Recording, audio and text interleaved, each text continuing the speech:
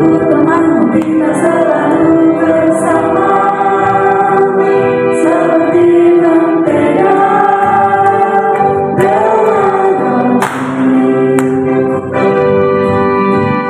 Kau temanmu kita selalu bersama, seperti celana dengan baju.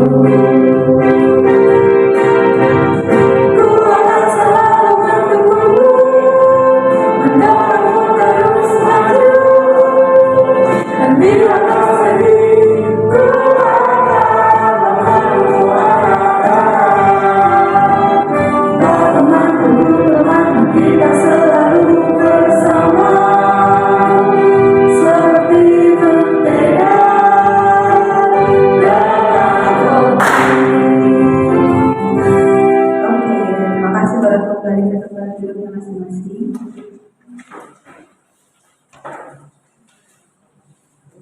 Oke, kita akan memasuki sesi ibadah kita.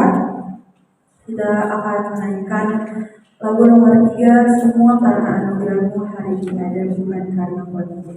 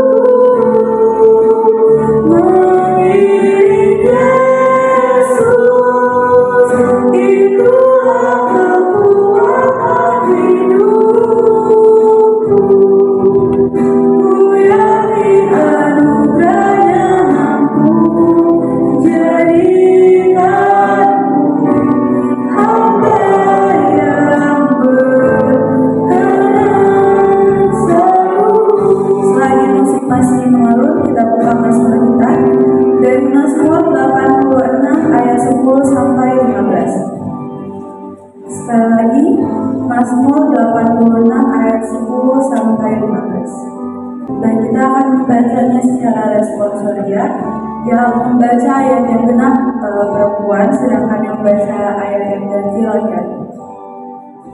Mazmur 86 ayat 10. Sebab Engkau besar dan melakukan keajaiban-keajaiban, Engkau sendiri saja Allah.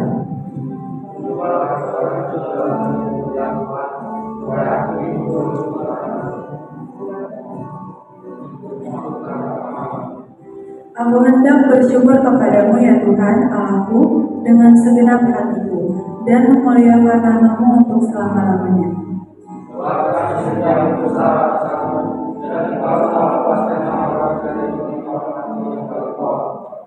Ya Allah, orang-orang yang angkuh telah bangkit menyerang aku, dan gerombolan orang-orang yang sombong ingin mencabut nyawaku dan tidak mempedulikan Engkau.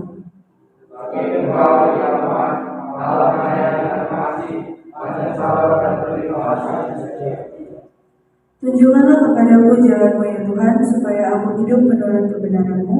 Bulatkanlah hatiku untuk takut akan-Mu. Kita naikkan lagu kita nomor 3 ini sekali lagi, dan selanjutnya kita akan mengundang pekhotbah kita untuk memimpin ibadah kita.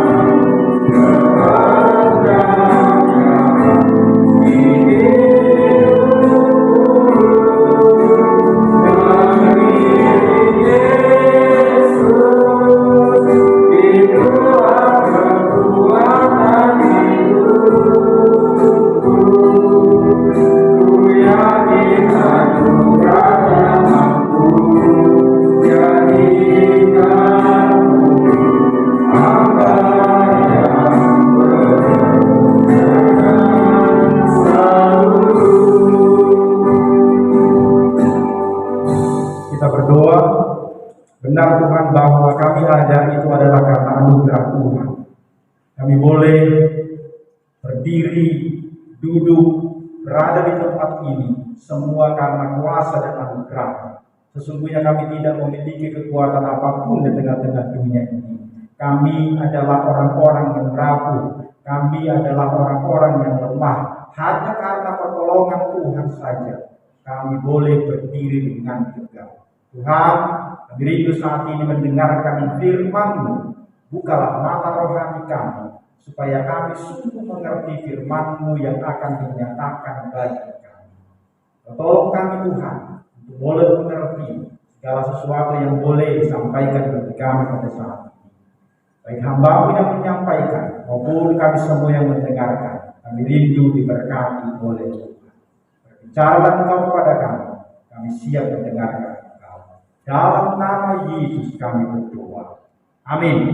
Shalom semua. Lama sekali ya. Lagunya juga mengajak kita untuk mendai-dai ya. Saya menyapa kita sekali lagi. Shalom.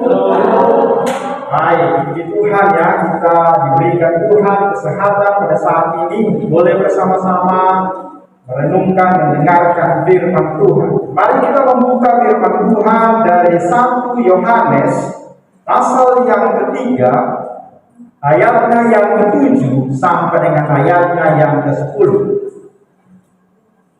1 Yohanes ya, bukan Yohanes, tapi 1 Yohanes pasal yang ketiga ayat 7 sampai dengan ayat 10. Semua bawa kitab. Boleh buka handphonenya ya, tapi jangan buka-buka yang lain selain daripada kitabnya. Yang nggak mau dan apa berarti ya. Baik, kita akan baca bersama-sama ya ayat 7. Kita ganti-gantian sampai dengan ayat yang ke-10. Saya akan membaca ayat yang ke-7, adik-adik akan baca ayat yang ke-8. Anak-anakku, janganlah membiarkan seorang pun menyesatkan kamu. Barang siapa yang berbuat kebenaran adalah benar, sama seperti Kristus adalah benar. Barang siapa yang berdosa adalah dari Kristus, sebab Kristus adalah benar. Untunglah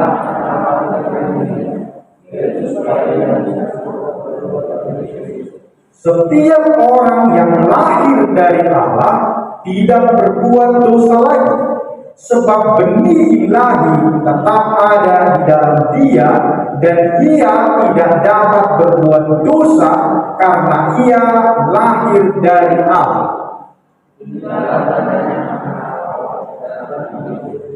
Setiap orang yang tidak berbuat benar tidak berasal dari Allah.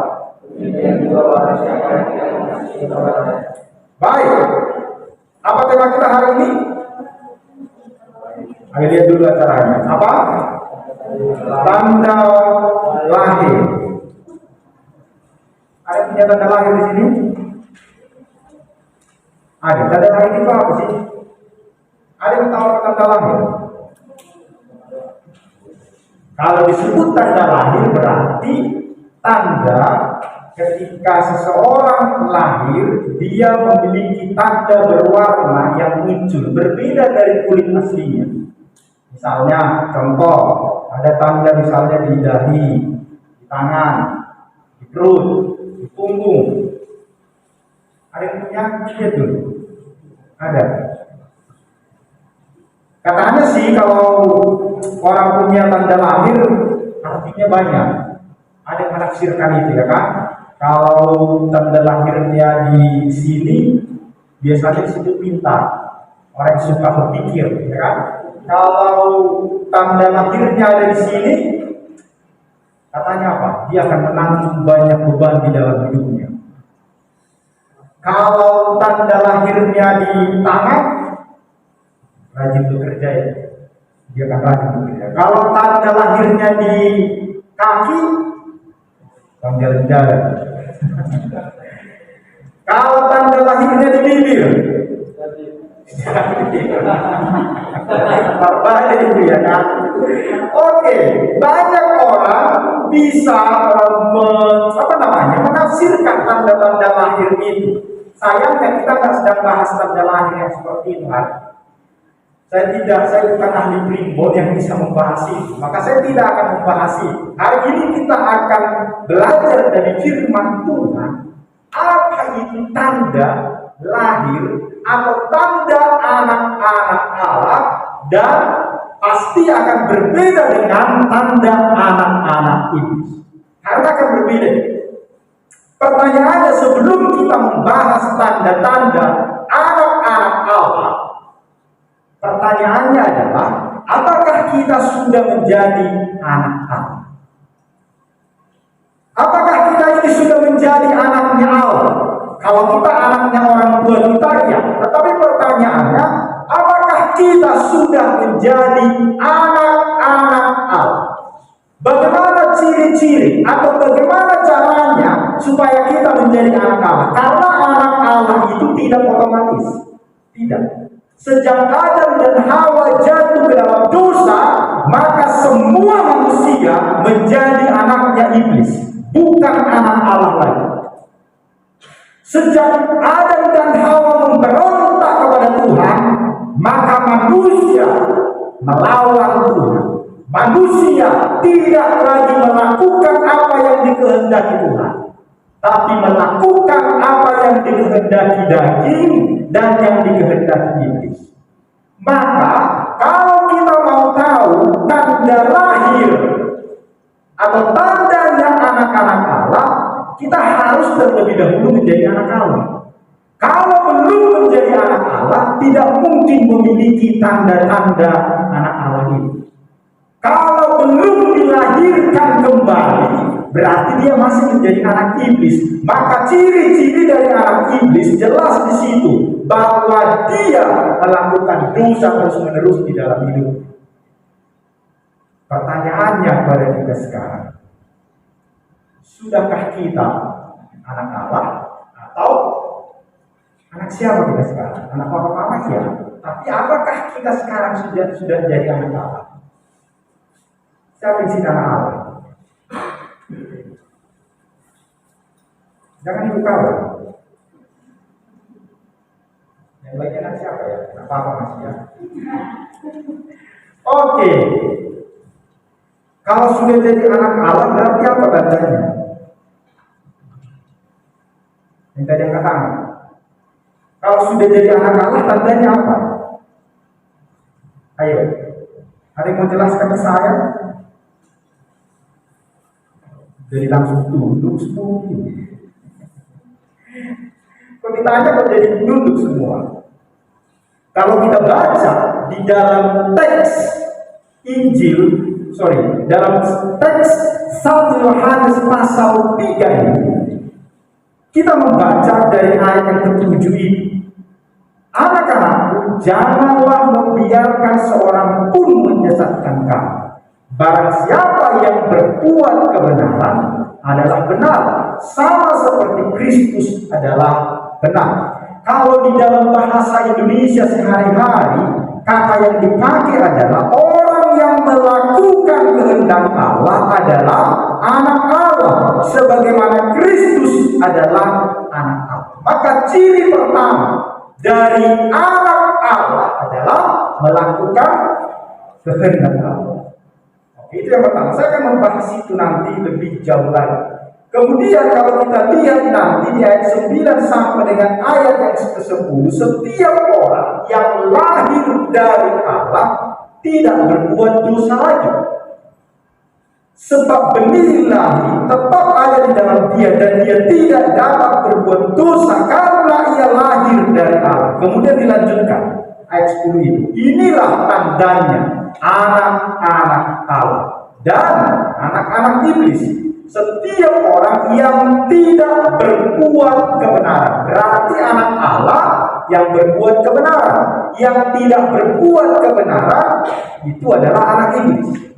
Itu jelas ya di sini ya. Demikian juga barang siapa yang tidak mengasihi saudaranya. Jadi kalau kita baca di ayat 7 sampai dengan ayat 10 ini, ada 3 tanda yang dijelaskan. Sebenarnya banyak tanda yang lain, tetapi kita hanya akan melihat dari teks ini saja. Ada 3 tanda yang diberikan kepada kita bahwa dia adalah anak Allah. Yang pertama adalah melakukan kehendak Allah. Yang kedua adalah mengasihi sesama. Dan yang ketiga adalah membenci dosa. Inilah sebenarnya yang kita lihat di dalam nafsi ini. Ayat 10 itu dimulai dengan kalimat, inilah tandanya anak-anak Allah. Kata tanda dalam bahasa Yunani, kata yang dipakai itu adalah kata taneros, merujuk kepada sesuatu yang nyata, yang jelas, yang bisa dilihat. Tanda itu maksudnya itu bisa dilihat dengan jelas, nampak, kelihatan. Jadi kalau disebut anak Allah, tandanya anak Tuhan itu keluar, itu nampak, itu tidak tersembunyi. Itu yang disebutkan di sini. Tanda itu menunjuk kepada sesuatu yang nyata, yang dilihat orang. Berarti ada yang berubah di dalam hidup. Yang sebelumnya dia melakukan dosa, tidak menyukai kebenaran, tidak suka ibadah, sekarang berubah, tandanya akan kelihatan. Anak-anak iblis pun kelihatan itu, tandanya itu jelas dengan anak Tuhan. Maka langsung dibedakan dia, tandanya anak Tuhan, anak Allah dengan anak ini. Tadi sebelum kita lebih jauh membahas tentang tanda daripada anak-anak Tuhan ini, proses menjadi anak Allah. Kalau kita membaca di dalam Yohanes pasal 1 ayat yang ke-12, disebutkan di sana, tetapi semua orang yang menerima Kristus diberinya kuasa untuk menjadi anak-anak Allah. Maka proses kita supaya menjadi anak Allah harus apa disebutkan? Mari kita buka kitabnya. Yohanes 1 ayat 12.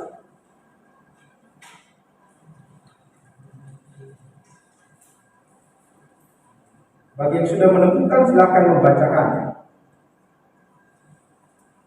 Ayo. Siapa aja boleh. Yohanes 1 ayat 12. Dulu.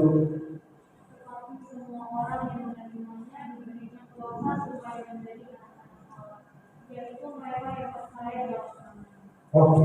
Jadi proses untuk menjadi anak Allah. Pertama kita lihat di situ, diberi kuasa menjadi anak-anak Allah.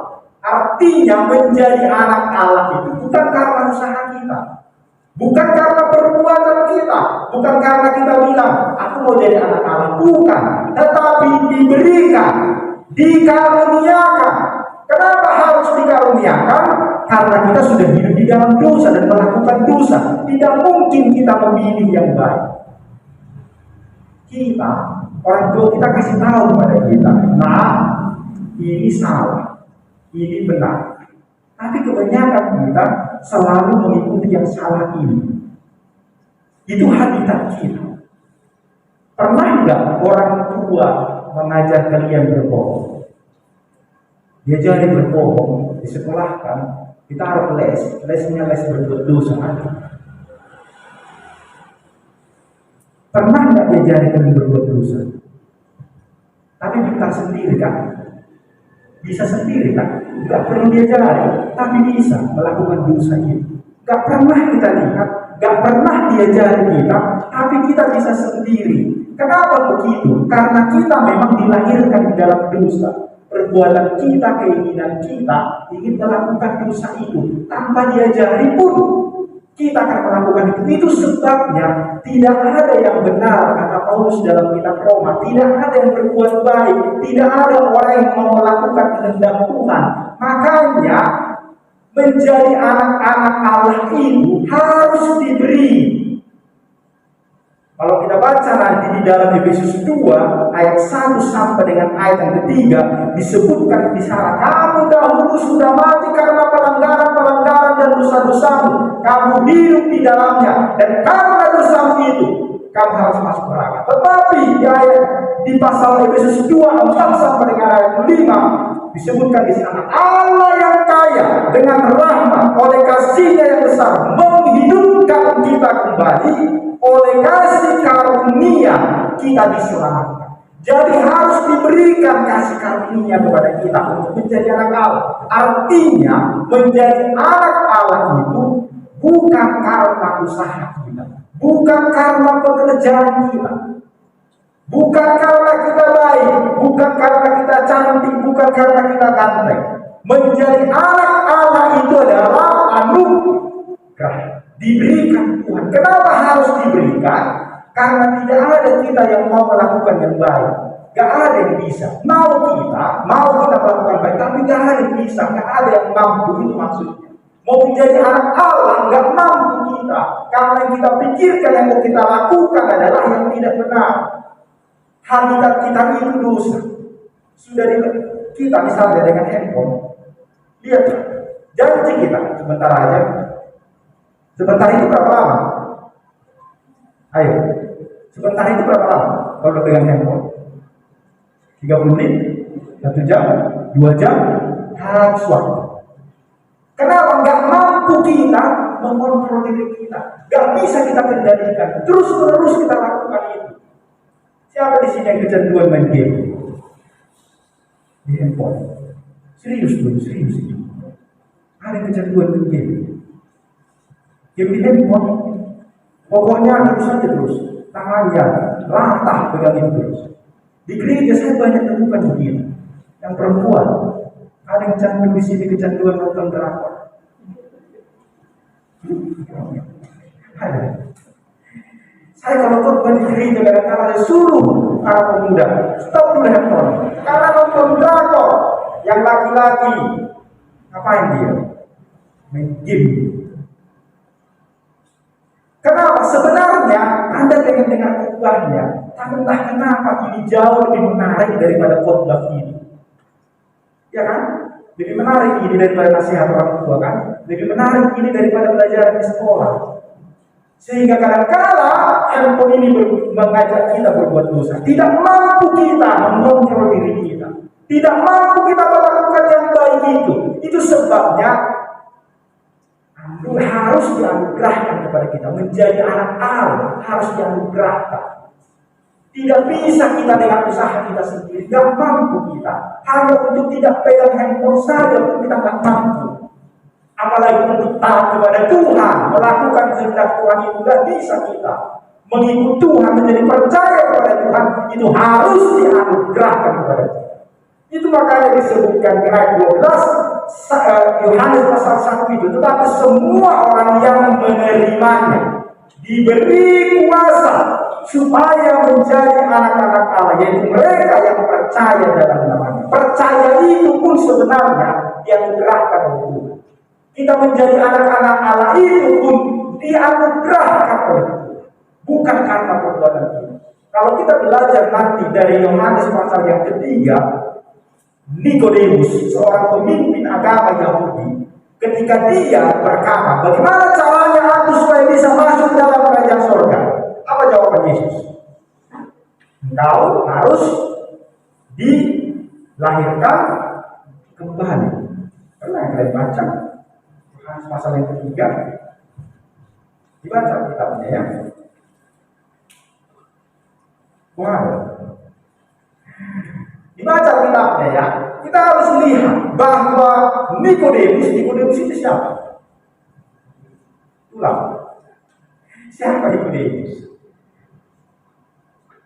Nikodemus itu siapa sih? Siapa Nikodemus dalam kitab? Yohanes pasal yang ketiga, Nikodemus siapa? Bukan murid Yesus dia. Dia adalah seorang pemimpin agama Yahudi, Epirus.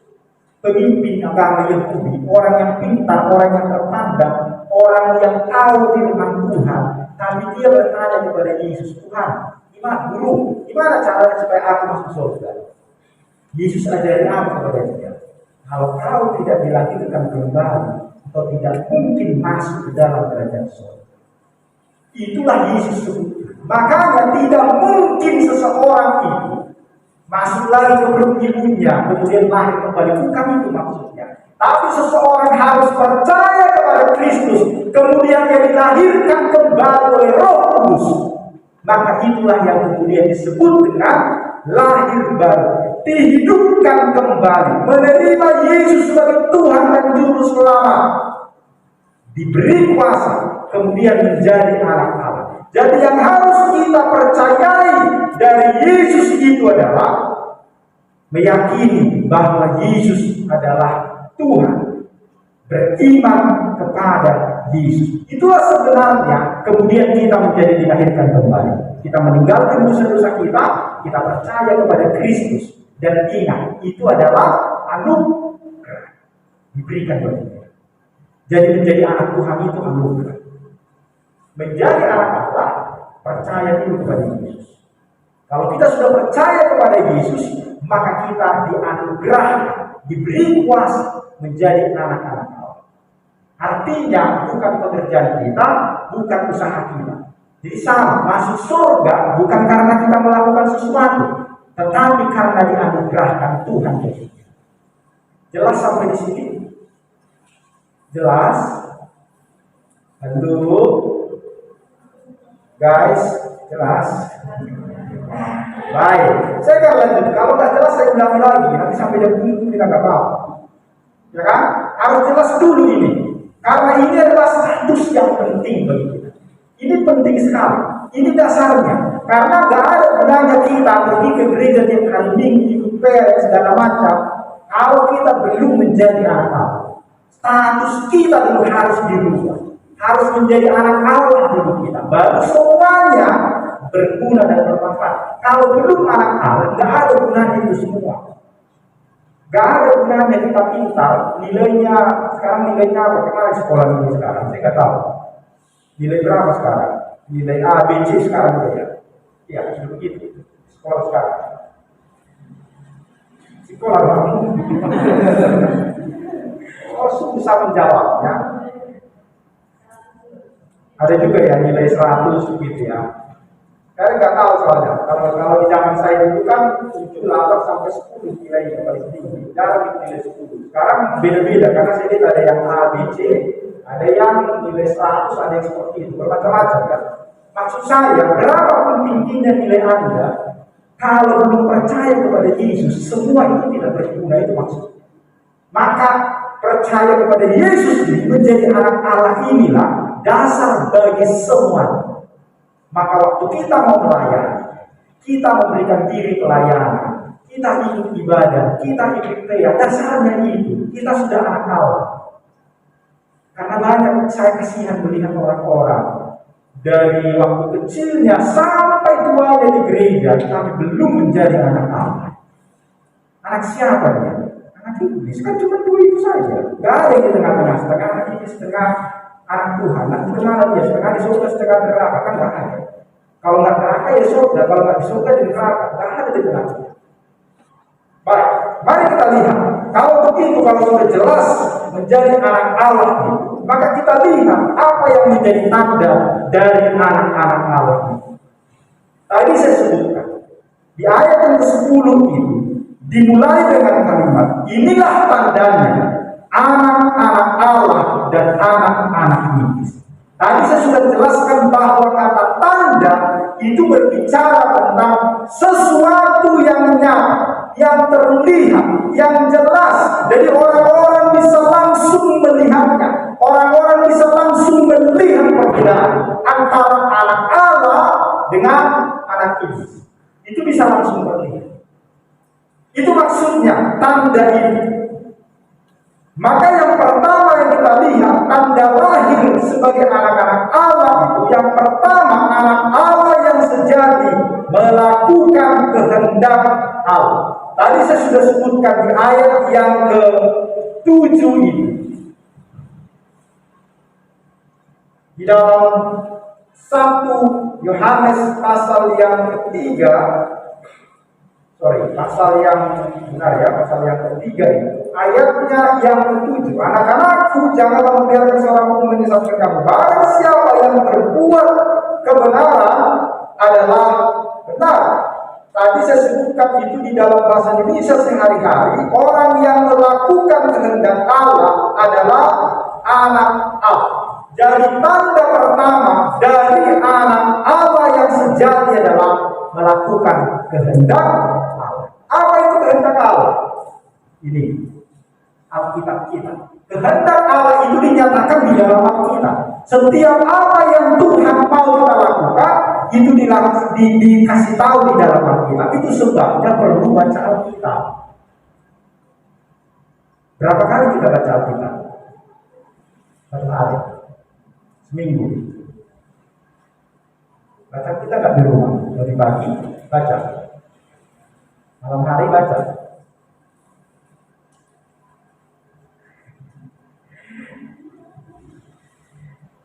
Kenapa nggak mau menjawab saya? Padahal saya udah pakai masker dulu, supaya jangan dikenal wajah saya.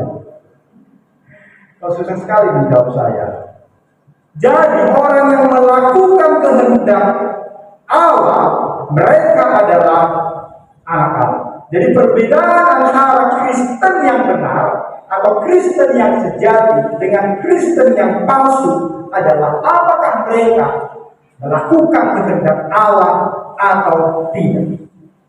Jadi yang menjadi pusat daripada anak-anak Allah itu adalah Kristus. Anak Allah yang sejati, dia menyukai apa yang Allah sukai.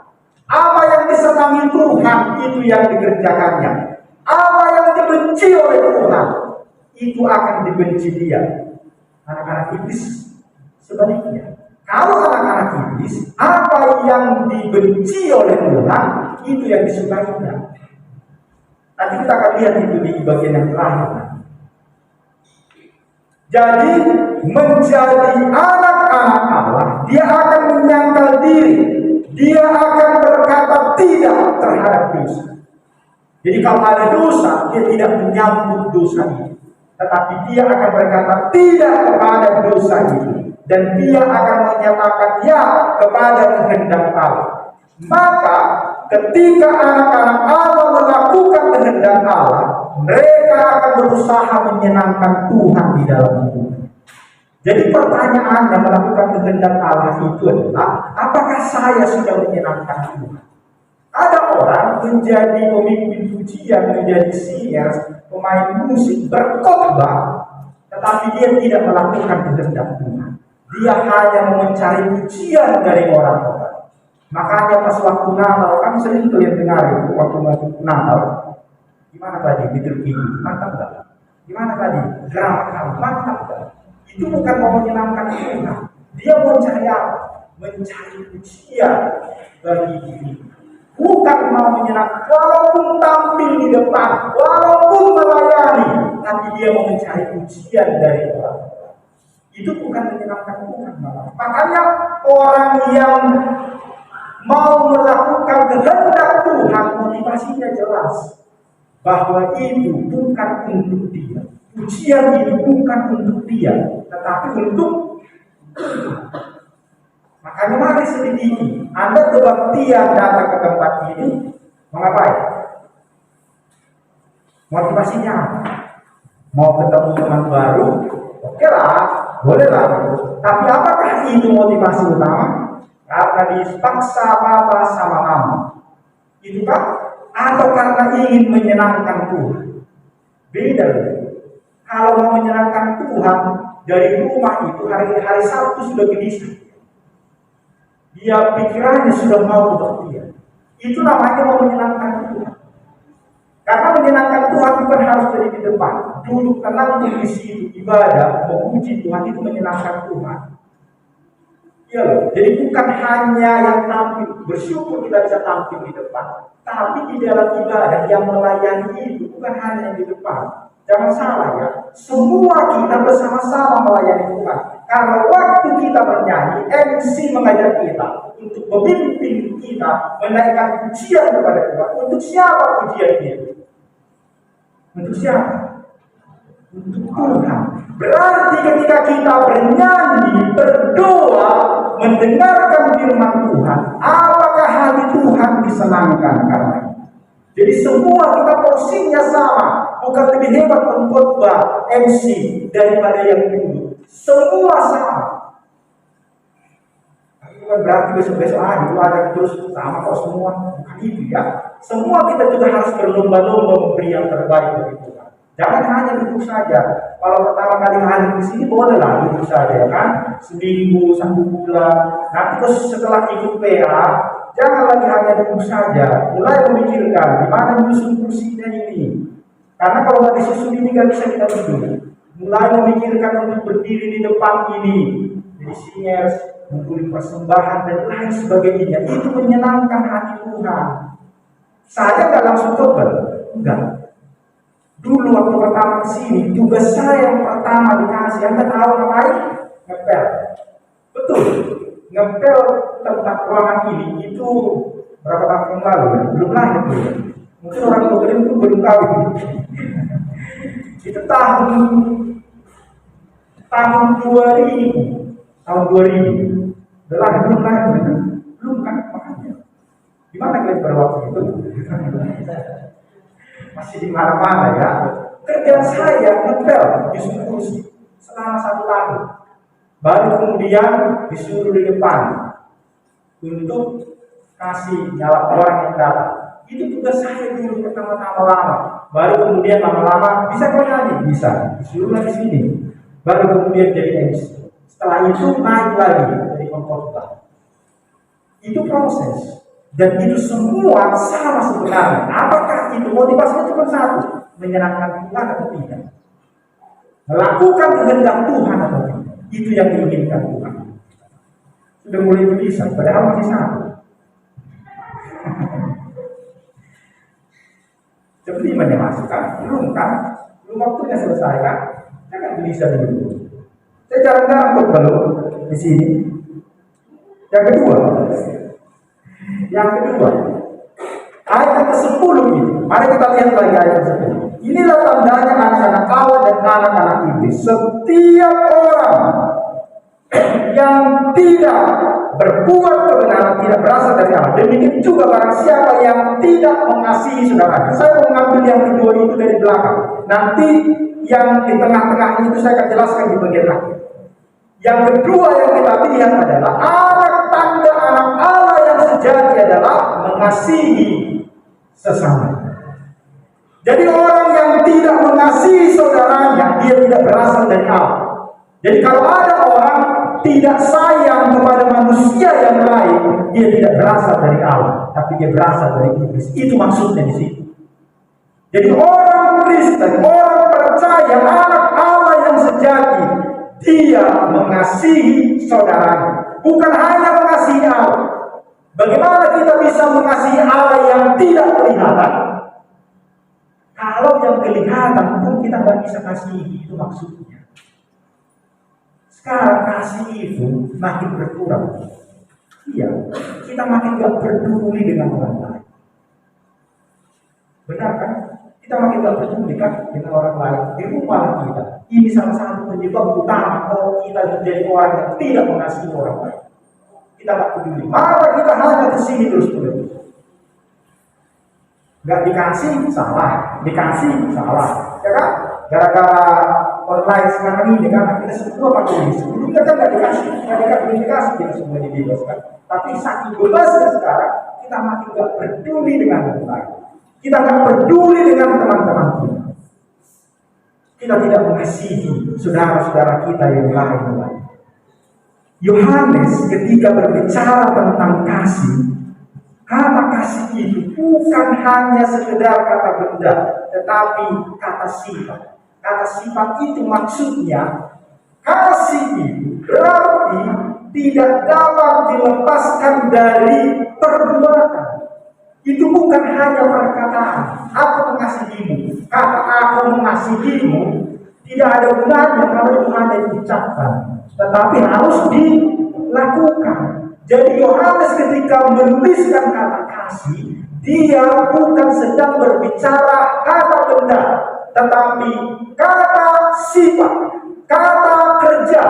Artinya kasih itu dilakukan, dipraktekkan. Jadi orang yang sebagai anak Allah yang sejati, dia harus mengasihi. Dia bukan hanya berbicara kasih, tetapi dia mengasihi.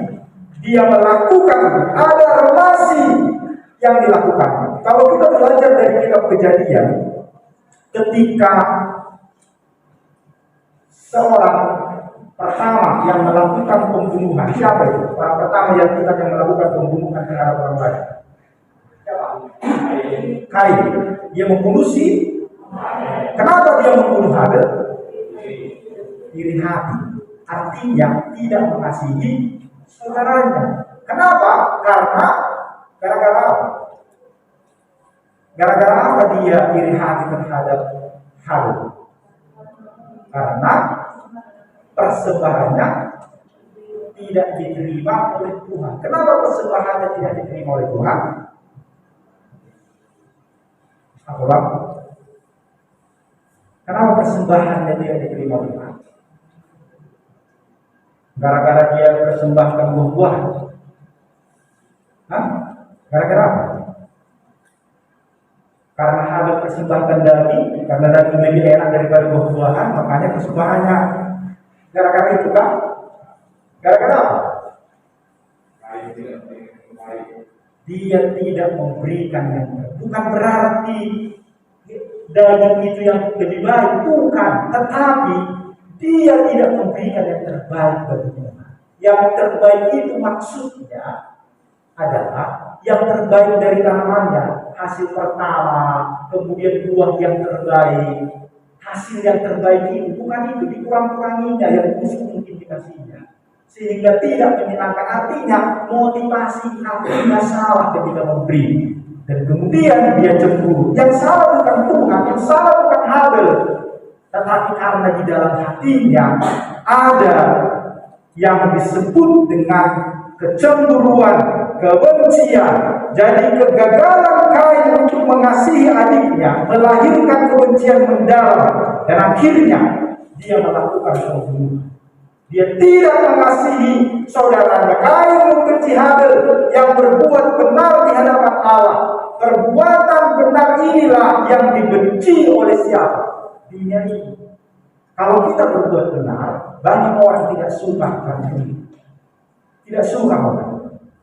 Jadi ketika kita benar, belum tentu semua orang suka. Tetapi anak-anak Tuhan pasti suka ketika saudaranya melakukan apa yang benar, apa yang baik. Membenci berarti membunuh, dan itulah hidup model Kain. Jadi kalau kita lihat di sini, mengasihi itu juga artinya berani berkorban. Kita mau berkorban bagi orang lain. Yesus ketika dikatakan, "Aku mengasihimu," katanya kepada anak-anaknya, dia mengorbankan apa? Dirinya. Jadi mengasihi itu tidak ada mengasihi tanpa pengorbanan. Itulah ciri tanda kedua daripada anak-anak. Kita mau berkorban untuk siapa? Kemudian yang ketiga, ayat ke-9 dan ayat ke-10. Setiap orang yang lahir dari Allah tidak berbuat dosa lagi, sebab benih lain tetap ada di dalam dia, dan dia tidak dapat berbuat dosa karena dia lahir dari Allah. Inilah tandanya anak-anak Allah dan anak-anak ibu. Setiap orang yang tidak berbuat kebenaran tidak berasal dari Allah. Jadi anak Allah yang telah melakukan kehendak Allah dengan sendirinya, dia pasti akan membenci dosa. Maka tanda yang ketiga dari anak Allah, dia benci terhadap dosa. Jadi kalau kita belum benci terhadap dosa, kita belum anak Allah yang sejati. Anak Allah yang sejati, dia tidak suka terhadap dosa dan tidak suka melakukan dosa. Maka pertanyaannya bagi kita adalah, saat ini apakah kita membenci dosa atau menyukai dosa? Kalau kita masih suka berbuat dosa, itu namanya status kita belum menjadi anak Allah. Orang yang sudah menjadi anak Allah, dia pasti akan membenci dosa. Apakah sungguh-sungguh hati kita buang terhadap dosa? Ketika orang melakukan pelanggaran, apakah kita senang dan mendukung itu? Ketika kita melakukan dosa, apakah kita masih senang dan tidak minta ampun kepada Tuhan? Orang yang percaya atau menjadi anak Allah, itu artinya dia tidak lagi menyukai dosa itu. Kalau kita baca nanti ayat pasal yang ketiga ini, misalnya kalau kita lihat di ayat yang ke-6, setiap orang yang tetap berbuat dosa tidak melihat dan tidak mengenal Dia. Jadi orang yang masih berbuat dosa sesungguhnya tidak mengenal Tuhan. Jadi orang yang tetap berbuat dosa, yang berarti tidak berhenti, dia senantiasa berbuat dosa, dia tidak mengenal Allah. Itu yang disebutkan di sini. Teman-teman semua, paling tidak ada 3 dosa ini. Pertama itu adalah dosa aktif. Dosa yang kita lakukan dengan sengaja. Dosa yang direncanakan. Ada banyak orang yang secara aktif dengan kehendaknya sendiri melakukan dosa itu. Tahu dia itu dosa, direncanakannya berbuat dosa, diinginkannya berbuat dosa. Itu pertama, dosa yang aktif. Dan orang yang seperti ini jelas dia belum mati. Yang kedua adalah dosa reaktif. Dosa reaktif itu maksudnya adalah dosa yang kita lakukan sebagai tindakan pembalasan kita kepada orang lain. Jadi ketika orang melakukan sesuatu yang tidak baik terhadap kita, kita balas itu. Itu artinya, maksudnya adalah dosa reaktif. Jadi reaksi terhadap orang yang melakukan sesuatu yang tidak baik kepada kita, maka reaksi kita balas.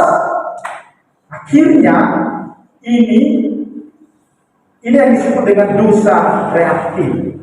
Kemudian dosa yang ketiga adalah dosa pasif. Itu yang disebutkan di sini tadi. Dosa pasif itu di ayat 10 itu setiap orang yang tidak berbuat kebenaran. Orang tidak berbuat kebenaran, tahu dia yang baik, tahu dia yang benar, tapi tidak dilakukannya. Itu dosa pasif. Dia bukan berbuat dosa, dia tidak melakukan dosa, tapi tidak melakukan yang baik, tidak melakukan yang benar. Sudah tahu dia yang benar, tapi tidak dilakukannya. Itu maksudnya dosa pasif. Jadi tidak berbuat dosa, tetapi juga tidak berbuat apa-apa, tidak melakukan kebenaran, tidak melakukan apapun. Di rumah aja dia nonton, tidur, main game, segala macam dilakukannya. Rumah tidak disapu, disuruh mamanya dikerjakannya saja. Pokoknya semuanya yang dilakukannya tidak ada yang berguna. Tapi dia nggak melakukan dosa, nggak mencuri, nggak mencaci orang. Itu maksudnya adalah dosa pasif. Dia tidak melakukan yang jahat, tapi dia juga tidak melakukan apa yang baik, apa yang benar. Itu maksudnya dosa pasif. Jadi kalau sudah tahu kita apa yang baik, tapi tidak kita lakukan, itu juga namanya dosa. Mengerti maksud saya ya? Tadi ada yang aktif, ada yang reaktif, ada yang pasif. Kita harus mengerti ini supaya semua itu dosa-dosa ini jangan lagi kita kerjakan sebagai anak-anak. Contohnya misalnya, kita lihat di Alkitab, kan ada yang punya talenta. Pernah belajar ya? Ada yang punya talenta berapa? 5. Diapain talentanya? Digandakannya, digandakannya. Jadi bertambah. Ada yang punya talenta berapa lagi? 3. Digandakannya lagi kan? Akhirnya bertambah. Terus ada yang punya talenta 1. Diapainnya? Dikuburnya talenta. Dia nggak melakukan yang jahat, iya kan? Tapi dia dianggap bersama. Kenapa? Tahu dia harusnya itu talenta itu diberikannya, digandakannya, tapi nggak dikerjakannya, dikuburnya. Kita yang punya kemampuan sebenarnya bisa main musik, bisa kita lakukan dalam pelayanan, tapi kita nggak mau. Sebenarnya nggak berbuat dosa ini, kan? Bukan aktif, tetapi karena kita tidak mau, itu akhirnya menjadi dosa pasif. Itu maksudnya. Jadi kita harus melakukan apa yang seharusnya kita lakukan dan bisa kita lakukan. Jadi kita semua, saudara-saudara yang terkasih, adik-adikku yang terkasih, pertama tanda anak-anak Allah itu adalah yang melakukan kehendak Allah. Yang kedua apa? Yang mengasihi saudara. Yang ketiga adalah membenci dosa. Itu tanda yang kelihatan, langsung nampak. Ada tanda-tanda yang lain di dalam Alkitab, tapi kita tidak akan bahas semuanya, nanti panjang waktu. Tetapi yang jelas bahwa tanda daripada anak Allah itu akan benar. Maka saya berharap lewat firman Tuhan hari ini, mari kita berlomba-lomba melakukan yang baik, berlomba-lomba melakukan apa yang baik, berlomba-lomba membenci dosa, dan berlomba-lomba mengasihi saudara-saudara. Dan akan kelihatan, maka langsung dibedakan, anak iblis tidak akan melakukan. Dia akan membenci saudaranya, dia akan terus melakukan dosa, dan dia tidak akan mau tunduk kepada. Maka sekarang pilihan itu ada pada kita. Apakah kita mau terus berbuat dosa atau membenci dosa? Apakah kita mau membenci saudara-saudara kita, tidak peduli terhadap mereka, atau mengasihi saudara-saudara kita? Apakah kita mau melakukan kehendak Allah atau justru tidak mau tahu Tuhan? Pilihan itu sekarang ada. Silahkan kita pilih masing-masing. Tetapi yang jelas bahwa anak-anak Allah, kalau kita disebut anak-anak Allah, kita akan tunduk kepada Allah dan kita akan melakukan kehendak Allah itu di dalam hidup kita. Amin. Kita kerjakanlah itu di dalam hidup kita supaya firman itu menjadi firman yang hidup dalam hidup kita. Kita berdoa. Bapa di dalam sorga, bersyukur untuk firman yang sudah boleh kami dengarkan, mengingatkan kami bahwa menjadi anak Allah itu adalah anugerah. Hidup kami adalah hidup yang berdosa sebelumnya, tetapi oleh karena Kristus yang mengampuni kami, menguduskan kami, menerima kami menjadi anak Allah. Ketika kami percaya, kami menjadi anak-anak Allah. Dan akhirnya setelah menjadi anak-anak Allah, akan kelihatan, orang lain akan bisa melihat tanda-tanda itu di dalam diri kami. Itu akan nampak dari tingkah laku kami, dari perbuatan kami sehari-hari. Karena itu ya Tuhan, jikalau ada di antara kami yang masih mencintai dosa, mengerjakan dosa, tidak benci terhadap dosa, ampunilah kami Tuhan. Biarlah Tuhan yang mengubahkan hidup kami. Biarlah Tuhan yang menjelaskan kepada kami bahwa hidup yang tidak berpadanan kepada Injil Kristus, hidup yang tidak mempercayai kepada Kristus, hidup yang tidak membenci dosa, pada akhirnya akan masuk di dalam neraka selama. Kami harus menjadi anak-anak Allah supaya kami menikmati kasih karunia-Mu di dalam hidup kami bersama-sama dengan Engkau di surga yang kekal ini. Hamba-Mu terbatas dalam menyampaikan firman-Mu, tetapi Roh Kudus akan memampukan kami untuk mengerjakan, melakukan, bertindak seturut dengan kehendak di dalam hidup kami. Di masa muda kami ini, kami berdoa supaya Roh Kuduslah kiranya menjelitkan mata rohani kami yang belum hidup, belum menerima Engkau sebagai Tuhan dan Juru Selamat. Roh Kuduslah yang memberikan penerangan itu kepada kami, sehingga kami mengerti, mengenal, dan tahu siapa diri kami, dan kemudian akhirnya kami menyadari bahwa diri kami adalah orang yang berdosa, membutuhkan Tuhan dalam hidup kami, dan kemudian Tuhan memperkenalkan diri kepada kami, sehingga kami percaya kepada Yesus Kristus yang sudah mati itu bagi kami, dan akhirnya kami menjadi anak-anak Allah. Terima kasih untuk anugerah-Mu, terima kasih untuk kasih-Mu, terima kasih untuk firman yang sudah boleh kami dengarkan. Biarlah kami menjadi pelaku-pelaku firman dan bukan hanya mendengar saja. Terpujilah Engkau Bapa, dalam Kristus Yesus kami berdoa. Amin.